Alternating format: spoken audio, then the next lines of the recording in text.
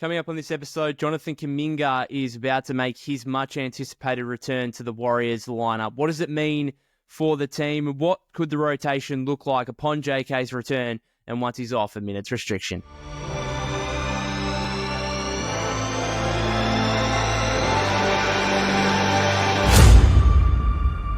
Welcome back to the Golden State with Mates podcast. Hope you're all having a good week thus far. It's been a good week for the Golden State Warriors after Monday's 130-120 victory over the Portland Trail Blazers at Chase Center. Some more good news announced around 24 hours ago now that Jonathan Kuminga, barring any setbacks, of course, will make his return to the lineup on Thursday against the Sacramento Kings. It's been a long time coming. I know I've been frustrated. I know many of you as fans have been frustrated as well at the length of which JK has been sidelined now after that severe ankle sprain against the Memphis Grizzlies on January 4. I think the initial release was that he'd be reevaluated in 3 weeks, right? So that was like at the end, he'd be reevaluated end of January. Now here we are it's March 13 for me, March 12 for you guys in America. We thought, okay, maybe around the trade deadline, maybe either side of the All-Star break. Now the Warriors have played quite a lot of games since the All-Star break. We finally get to see JK return. This is kind of the final piece to the puzzle, I think, for the Warriors. I think if you look at turning points in this season so far, there's a couple. I think the biggest one is clearly the Butler trade, right? Like this team is now 12-2 since the Jimmy Butler trades, 12-1 with Butler in the lineup. Like this is clearly the biggest turning point in their season. Probably second so far, which is probably goes under the radar a little bit, but it might be the Melton injury. Like the Warriors were really rolling with the Anthony Melton, and then he got injured, and that just coincided with the Warriors just completely falling off a cliff. So that might be the second one, but I think this Kuminga return might have the second most importance outside of the Butler trade in this Warriors season so far, and what they could do closing out the regular season here and going into the playoffs. Plenty of what they do is going to be determined by the return of Jonathan Kuminga. So this is going to be super fascinating to see. I think there's a chance that it may make the Warriors worse, but there was something that really hit me that Anthony Slater said on 95.7 The Game as I woke up this morning. It's 7:30 a.m. my time on a Thursday morning, and basically, Slater was on, as I said, 95.7 The Game, and he was asked, okay, what would you say to fans who think that, JK, they don't want JK to come back because, the Warriors have it rolling right now, again, 12-2 since the Jimmy Butler trade. And Slater just responded by saying, just because this 9-man rotation is playing, 9 or 10, Pods is obviously out the last couple of games, but let's say 10-man rotation is really working well at the moment, and, they're 12-2. That doesn't mean that they're capable of beating the Oklahoma City Thunder in a 7-game playoff series, or the Los Angeles Lakers, or the Denver Nuggets, or any of the top teams in the Western Conference. And that really, I think, is the biggest factor to me, is that the Warriors are going to need Jonathan Kuminga. They're going to need his talent. They're going to need his size and athleticism to beat some of these really, really good teams. And let's put it frankly, like the Warriors have been super impressive over these 14 games, but they haven't necessarily faced the toughest opposition. Right, they've had a pretty easy schedule, which is fine. You can only play who you come up against, and the Warriors have been very impressive. So I'm not trying to take away from that, but I think Slater's absolutely correct in saying just because the Warriors have been so impressive here over the last 14 games doesn't mean that's necessarily going to translate to them being capable of beating the Thunder in a 7-game series. The Warriors are going to need Jonathan Kuminga for that. And you know what? Like, is there a chance that things actually go badly here and that Jonathan Kuminga actually makes the Warriors worse? Personally, I don't think that will happen, but yes, like there might be a chance of that happening, right? And I'll get into that in a second. But you know what? We got to risk it for the biscuit, right? You got to risk bringing this guy back, integrating him into a pretty significant role once he's off the minutes restriction. And you know what? There might be the slight chance that he makes the Warriors worse, but it's worth risking that in order for the opportunity that he may make this team way better.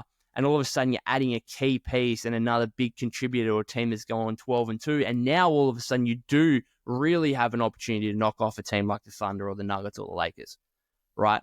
So this team as constructed without, let's say Kuminga was out for the season, right?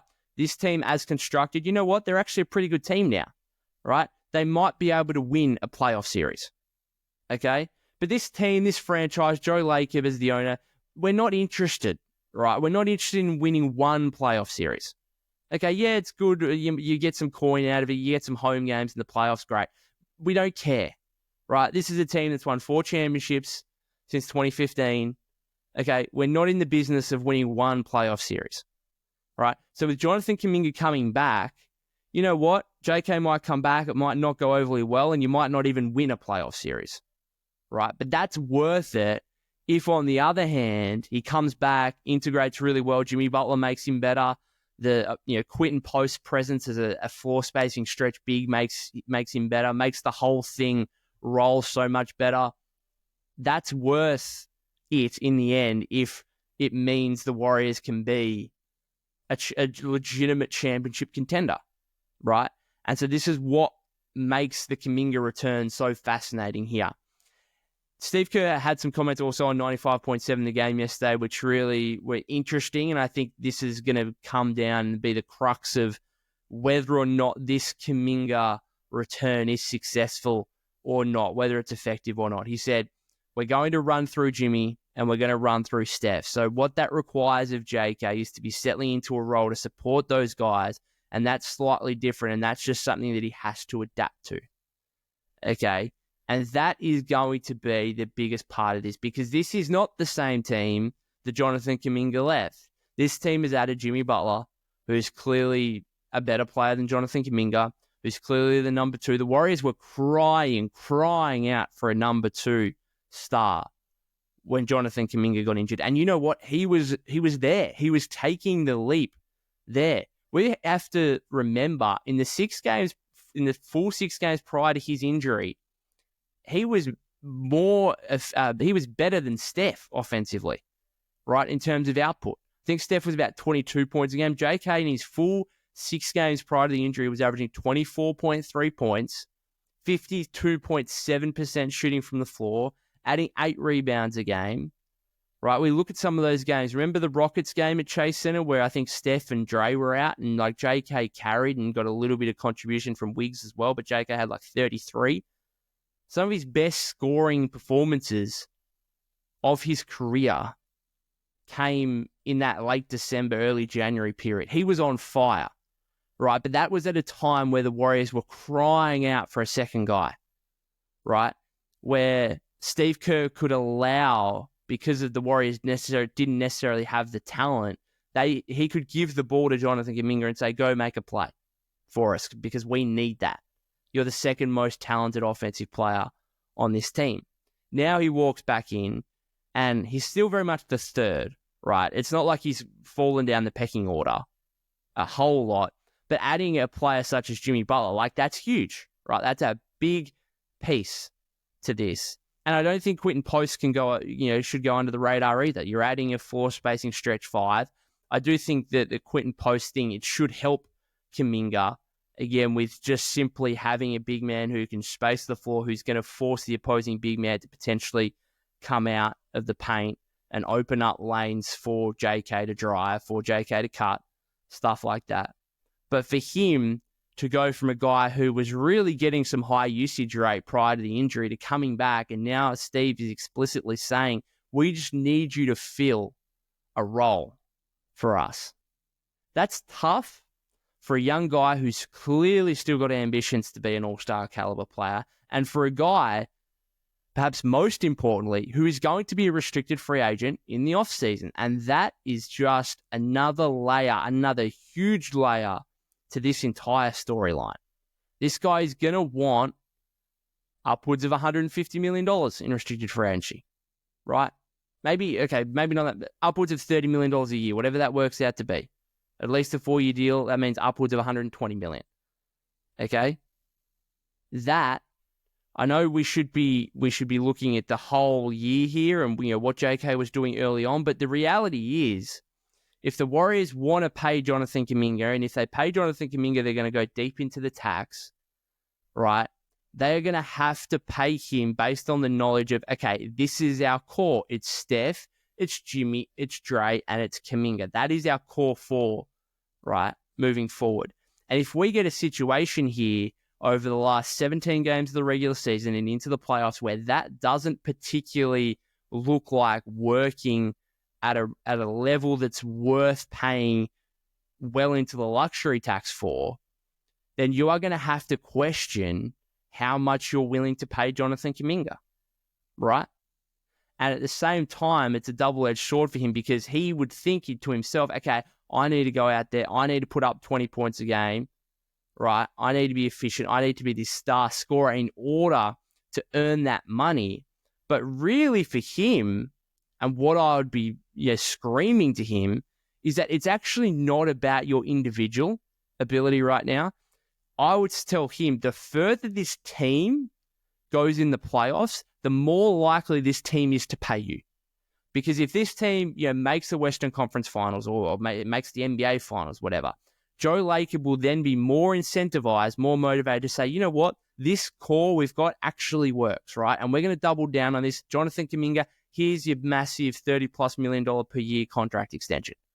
Okay, that is going to be far easier for Joe Lacob and the Warriors to do than the Warriors get knocked out in the first round, and therefore they're questioning whether or not this is a roster that is worth paying big money for. Okay, so really for Jonathan Kuminga, and this is just, it's a team sport at the end of the day, but for him personally to get a big contract, it's about the team result right now. It's not about your individual numbers, because those individual numbers, and I said this on the post-game live after Monday's game against the Trailblazers, he's that talented. He's that superior physically, right? Particularly when he's going to be playing a lot against bench units and stuff like that. Like, he is going to be just far more in a way talented and athletically gifted than other players that he comes up against, that he is just going to walk in to 15 points a game if he buys into the role correctly, right? If he runs hard in transition, if he cuts, if he hits an open three occasionally, like, he'll walk into 15 points a game to me, because we've seen like what Jimmy Butler has done for Brandon Podziemski and what he's done for Moses Moody. Those guys have lifted their offensive output simply by having Jimmy Butler there. And I don't think it's a case of Moses Moody or Brandon Podziemski necessarily saying, all right, let me get in my bag, pass me the ball, let me get in my bag, I'm gonna go to work, right? And making ISO plays. It's simply Jimmy Butler is such a good playmaker. He gets those guys open. He gets those guys open looks. And that's going to be the same for Kuminga if he can accept that role. Now, it's going to be up to him to knock down the open threes that he's going to get, which I think was coming along a little bit. He was about 35, 36% before the injury, right? He was much more willing this season so far to take three-point attempts. I think he was up to 3.6 attempts per game this season, which around his career he's just been hovering just over 2. So he's going to have to take and make those threes. And I think Jimmy will find him, cutting to the rim at times and stuff like that. Again, I think he's going to walk into 15 points a game if he's willing to accept that role. If he doesn't, then his playing time is ultimately going to be limited. He's going to get yanked by Steve. And this wheel that is working so well for the Warriors right now is going to come off the track a little bit, right? And that's going to be a problem. And that's where you're going to have to start questioning whether you're going to pay Jonathan Kuminga in restricted free agency. For what it's worth, I'm still a massive Jonathan Kuminga fan. I am huge on him, right? Because I want Warrior players to succeed. Okay? Would there's already been fans out there thinking, oh, okay, can we sign and trade Kuminga to the Suns for KD this offseason? You know what? That might be, I don't think that's going to happen. Maybe we'll think about that in the offseason, whatever. But for right now, I'd prefer the Warriors just to succeed with Jonathan Kuminga. I'd rather the Warriors have Jonathan Kuminga and succeed than Kevin Durant, right? Or anyone else outside the organization. Because at the end of the day, like, I'm a fan and I still believe in like loyalty in sports and stuff like that. And so when you can see a player get drafted, right, particularly as a top 10 pick like JK was, I think that is something extra special, right, about a relationship, I think, between fan and player.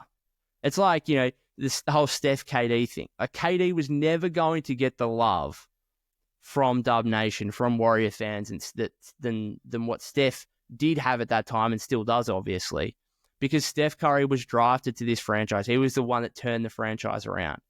And so when a player is drafted, I think it makes it a whole lot different to a player that comes via trade or free agency. And I think there's an attachment to that player from the fan base. At least there is for me. And that's why I'm still big on Jonathan Kuminga, right? And I want to see him succeed. And same for the other guys. Same for Moses Moody. Same for Brandon Pajemski. Okay, I want these guys to succeed. Hopefully JK can do that. In terms of the rotation, so I was looking here at what we've seen over the last 10 games. So these are the averages over the last 10 games. Obviously, guys, Pod's missed a couple of games. Jimmy missed that game in Philadelphia, so they're a bit scrambled here. But these are the minutes over the last 10 games. So Steph's been playing 33, Jimmy 32, Dre 31, Moody 29, Pods 28, Hield 23, Post 18, GP2 16.5, Gee 16, Looney 14. So if you look at like the rotation patterns at the moment and where Kuminga will fit in, so I'm assuming he's going to play like 18 to 20 minutes on his return, so like 9 or 10 minutes each half. I think it's really important here because I think moving forward, once he's off a minutes restriction, now it might be difficult to do when he's still on a minutes restriction playing 18 to 20 minutes, but once he's off a minutes restriction, I'm a big, and particularly in the playoffs, I'm a big advocate for you've got to have two of your best three offensive players on the floor at one time. And that's what the Warriors have now, right? They've got Steph Curry, they've got Jimmy Butler, they've got two legitimate stars. And to me, Kuminga is far and away their third best offensive player in terms of scoring, at least, right? In terms of scoring, he's easily their third. We know what Moses has been doing. We know what Pods has been doing. Again, I think Kuminga can walk into the numbers that those guys are averaging points-wise without even trying, right? Without even getting in his bag and doing what we know he is capable of from an isolation standpoint, okay? So, to me, it's really important here that the Warriors, at some point when JK's off a minutes restriction, they have at least two of him, Steph, and Jimmy on the floor at all times. What does that mean for now while he's on a minutes restriction? Well, it means I think you need to split his minutes so he's playing with both of those guys, right? And particularly, obviously, with Jimmy, he hasn't played with Jimmy before. He hasn't played with Quentin Post before. You need to try and get the chemistry built up there, try and get things rolling before, you don't want to get to a playoff series, right, in the first round or whatever. And Steve's looking around and thinking, oh, well, you know what? JK, Jimmy, we can't play them that much together because they just haven't really integrated together. They haven't played too much together over the last 15, 17 games. Right, so I think that's going to be the most important thing is playing JK alongside at least one of Steph or Jimmy. I'm not saying he has to play alongside both of them right now. I think that's going to be more a thing of once he's off a minutes restriction. But right now, he's going to have to play some minutes with Steph, some minutes with Jimmy. I think that's really important in terms of, at the end of the day, this is a guy that we want as part of, a 25, 30-minute role. And obviously, as a result of that, he's going to have to play alongside the best players on the team, right? So he's got a fair bit of chemistry built up with, he's been playing for years with Steph, right? So I think Jimmy's the really important thing. Again, if you look at the rotation patterns right now, Jimmy comes out like halfway through the first and third quarter. If you look at what happened on Monday's game against the Trailblazers, like GP2 came in for Butler, Gee came in for Draymond, right, at that point. One of those, I think, has to be Kuminga, right? I still, in terms of these rotation patterns, I still feel the most concerned when Steph is on the floor basically when I say by himself, it's without Pods, without Draymond, and without Jimmy, and particularly Draymond and Jimmy. When Steph's out there without Draymond and Jimmy, that's when I feel like I'm most concerned because then he's playing with a bunch of guys who are role players, bench guys, and what you get from those guys on a nightly basis can vary significantly. Buddy Hield plays those minutes. Who knows what you're getting from Buddy Hield from night to night? Gary Payton II has been excellent recently, but he's not going for 26 every night. We know that. Kevon Looney is not necessarily, he's clearly not an offensive threat. Guy Santos hustles, you know what he's bringing from a hustle and energy standpoint, but still a bench role player at this point of his career. So if you're talking about like a 5-man unit there of like Steph, GP2, Guy, Looney, and Buddy Hield, like that to me, that still brings some concerns, right, in terms of the lack of offensive firepower. And I think that's where Kuminga is going to be very important. So that's, for me, like that's a 4 or 5 minute stretch there over the second half of the first and third quarters where Kuminga plays alongside Steph and he's like the second guy alongside Steph. And then you fill out that lineup with a Buddy Hield for shooting maybe, with one of Peyton and Santos and maybe Looney at the 5. Right? Then I suppose you'd probably, Steph comes off and maybe Kuminga comes off at the same time. And maybe you give JK, let's say, I don't know, you take him out 2 minutes to go in the first, you bring him back 2 minutes into the second. So he's off for like 4 minutes of game time, but it's like 10 minutes in total given like the breaks and stuff like that. So maybe you bring him back in 2 or 3 minutes into the second quarter, and that's when he can play his period with Jimmy Butler and have another 4 to 5 minutes there playing alongside Jimmy, playing alongside Draymond. Maybe Pods is in that. I really like the start, like the second, the unit that starts the second and fourth quarter where when Pods is fit, it's like Pods, Draymond, Jimmy, that starting trio together. Then it's usually one of Hield or Moody, and then it's post as well. To me, if you just chuck Kuminga into that instead of Hield or Moody and go like Pods, Butler, Kuminga, Green, post, is there a little bit of shooting issues there? Potentially. But I just still like the idea of that from a size, particularly from a defensive standpoint. Maybe you could get away, maybe post, you remove some of his minutes there and you bring in like a Moody and it's like Pods, Moody, Butler, Draymond, Kuminga, like Draymond's playing more small ball 5. There's going to be plenty of different rotation options here for Steve, but I think that's you're going to have 4 to 5 minutes in the first quarter where JK can play alongside Steph and 4 to 5 minutes early in the second quarter where JK can play alongside Butler, right? I think that's going to be the important factor here. That's going to be the important rotation pattern upon his return once he's on a minutes restriction. And then the same thing in the second half, 4 to 5 minutes with Steph, late-ish third quarter, 4 to 5 minutes with Jimmy, early fourth quarter, right? Then once he's off minutes restriction, you can incorporate him into being, okay, is he going to be part of closing lineups in first halves and at the end of games, right? And there might be another 4 to 5 minutes at the end of each second and fourth quarter where he could play that stretch again. So it's like, that's where you go from his 20 minutes up to 30 minutes, potentially. But I think that's going to be on a game-by-game basis. I think he's good enough. We saw before his injury, he was coming along leaps and bounds, looking fantastic. Let's hope that can continue. If you look at like the rotation now in terms of the minutes and what we could see come playoff time potentially, for right now, over the last 17 games of the season, I find it very, very difficult for Steve to pull anyone out of his current rotation. It's like at the start of the season where, the Warriors played really well early in the season and they played really well in preseason, if you remember. And Steve basically just said, I cannot bench any of these guys. Like, I cannot do it. They're all playing too well, which I think is probably the case now, right, with the guys that, the 9 that we saw on Monday plus Pods. Okay, so can you go to an 11-man rotation? I think you still might be able to over the last 17 games of the season here, particularly when Kuminga's still on a minutes restriction. But even when he comes off, let's say he has 5 or 6 games on a minutes restriction, which is, I think, that's a fair sample size, I guess, a fair period of being on a minutes restriction. Let's say he comes off that and you've got 10 to 12 games potentially where he's not on a minutes restriction. He can play as many minutes as Steve sees fit.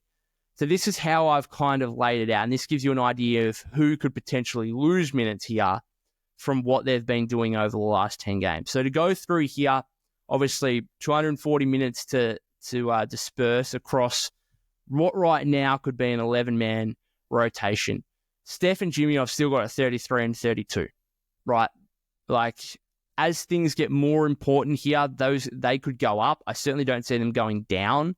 Hopefully the Warriors can, get some blowout wins or whatever, and maybe, that contributes to their minutes, their average minutes going down. But I still think Steph, Jimmy, 33, 32, and it might even go up, right? Based on, how important these games will be across the final stretch of the season, trying to secure a top 6 spot in the Western Conference.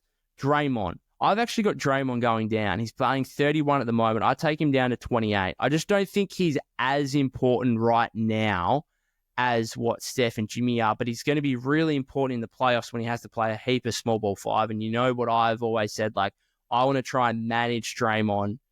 Basically, out of the veteran trio, I want to try and manage Draymond the most, because I think physically he's going to be asked to do the most come the playoffs, when he's going to be asked to play a heap of minutes as a small ball 5, and he might have to battle a Nikola Jokic across a 7-game series and play predominant minutes against him, right? Which we know is going to be a tough task.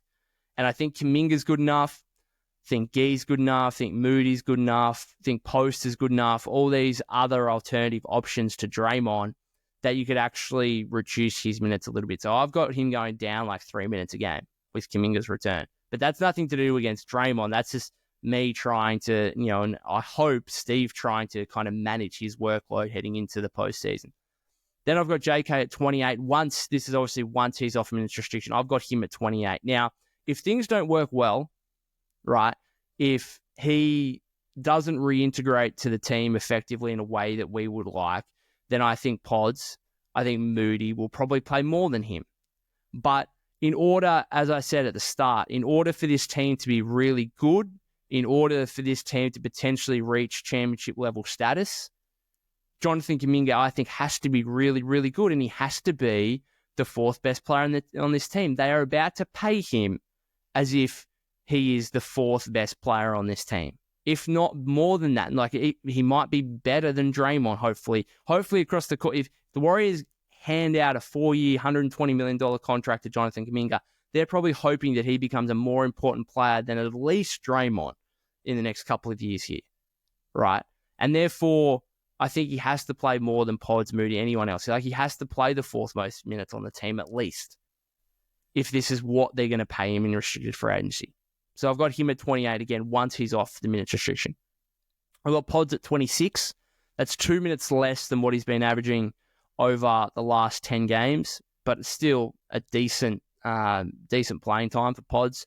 He's obviously going to be important. We know all the connector stuff he does, ability to impact the game in a multitude of ways on both ends of the floor. He's going to be really important. I've got Moody at 23. Now, I think this is probably the one fans will have the biggest gripe with, because that's 6 minutes less than what he's been averaging over the last 10 games. And it's very difficult to argue against the fan that says, hang on, the Warriors are 15-1 when Moses Moody starts. How on earth should he be getting less minutes? I get it, right? I get it. And again, if the JK thing doesn't work out, then Moody's minutes should bump up, right? Again, and I'm not advocating for Moody to be out of the starting lineup. Like, I think the starting lineup as presently constructed is working fine. Okay, I think when Pods comes back, Post probably goes out, and it's still that Steph, Pods, Butler, Moody, Draymond. That's the 5, right? Do I think there could be some issues come playoff time with the lack of size? Maybe, but that's, again, it's working for the moment, so I wouldn't necessarily change it. Okay, but I do think that Moody, like, he's playing those kind of power forward minutes at the moment, and that's where Kuminga can slot in. And therefore, as good as Moses has been, once again, I just think Kuminga clearly has higher upside, has more talent, and for the Warriors to be the team that they want to be, I think it's going to have to be more Kuminga than it is Moody. That's just the reality of it. Again, I get fans that want to say 15-1 with Moses in the starting lineup. That's hard to argue with. Winning is hard to argue with, and that is why, JK's going to come back and Steve's going to say, hey, you just got to fit in and play a role in this team because we've been winning without you, right? We're not going to give you a heap of post touches. We're not going to let you get the ball on the perimeter and let you get into your bag and go to work, okay?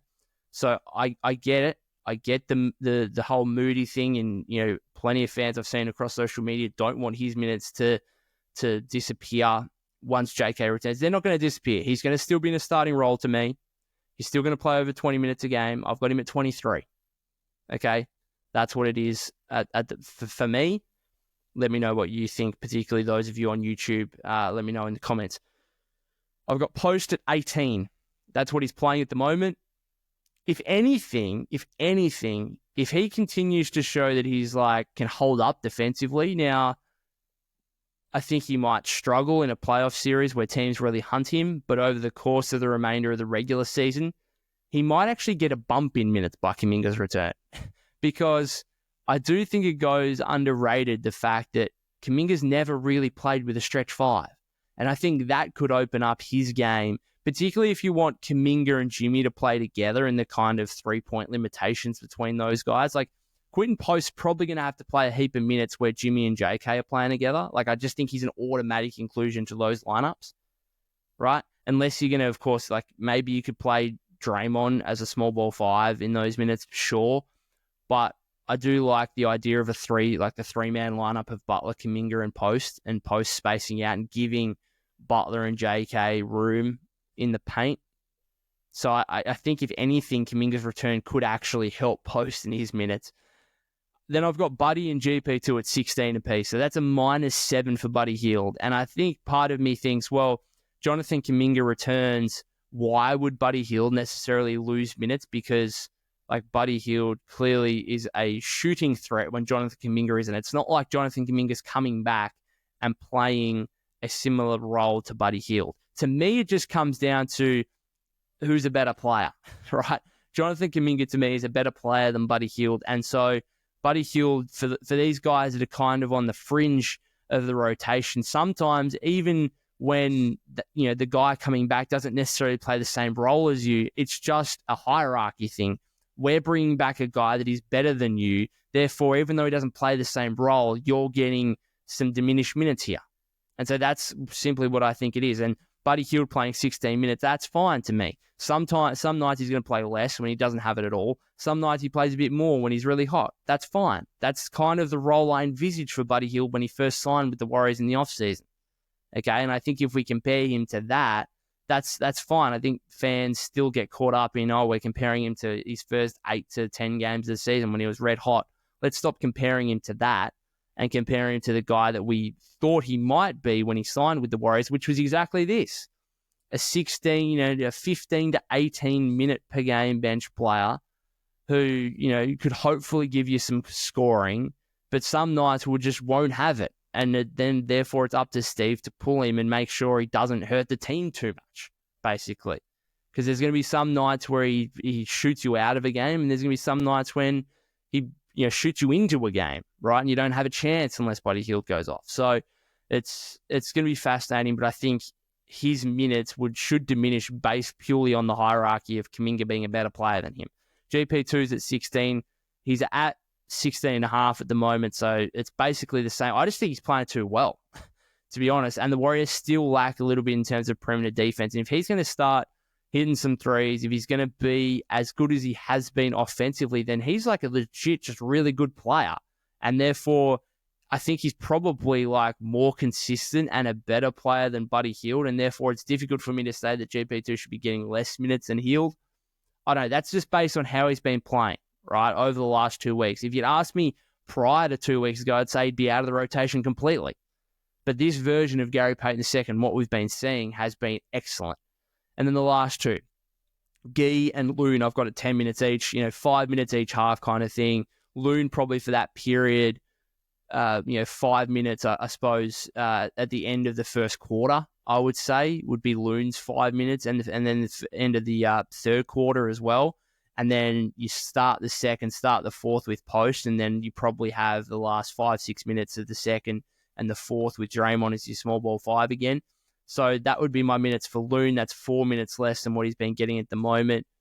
He's probably the one player over the last couple of weeks that I haven't been thrilled by. I don't think he's playing necessarily great at the moment, but we know Steve loves him. We know he's an ever-reliable presence, right? So I think he's still going to play. I think he's still going to have to. You don't want to lean too much into Draymond small ball 5, so I've got him at 10 minutes. And Gee was obviously excellent on Saturday against the Pistons, was the unsung hero of that game with 15 and 6 and everything that he does, all the little things, hustle plays, rebounding, stuff like that, that's so important to winning. once again, like he's getting that's 6 minutes less than what he's playing right now. And simply it comes down to, I mean, it's both things. It's Jonathan Kuminga is a better player than you still. I don't think anyone should be arguing against that. And the fact that you do play a similar role. You're both 6'7" forwards who play that 3-4 spot, right? Primarily, I suppose, in this system, both those guys are fours. Like, this is just what it is. It's unfortunate. It's unfair, I think, on Guy Santos. It's unfair on Moses Moody to say you're playing this well, but you're going to see 6 minutes, potentially, 6 to 7 minutes less than what you've been playing over the last 10 games. Like, this is unfair stuff based on how the Warriors are playing at the moment, being 12-2, how players are playing individually. But it's also just the reality of, hey, we've got a really talented guy coming back. We think if we want to be the championship level team that we want to be, this guy has to be a big part of it. And I think Jonathan Kuminga is that guy, right? And if they're going to pay him like that guy, then we need to see it. And therefore we need to see this guy, I think, playing at least the fourth most minutes on the team, which means probably at least 28 minutes a game, which ultimately means the guys that have been playing well will go down a rung and we'll see their minutes drop a little bit. That's just the reality of the situation. Let me know what you guys think about JK's return. Let me know what you would like to see in terms of the rotation minutes that guys get, different rotation patterns, what kind of different lineup combinations you would like to see. I'm going to finish it up there. I'll be back, obviously, for a post-game live after the Kings game. It's going to be a huge one to unpack with JK's return. Hopefully, we might see pods as well. I'm sure we'll get an update on that in the next couple of hours here. If you haven't subscribed to the YouTube channel already, that would be greatly appreciated. You can follow me at POK252. That's POK252 on X/Twitter. Hope to see you after the Kings game on Thursday. Let's hope for another Warrior victory.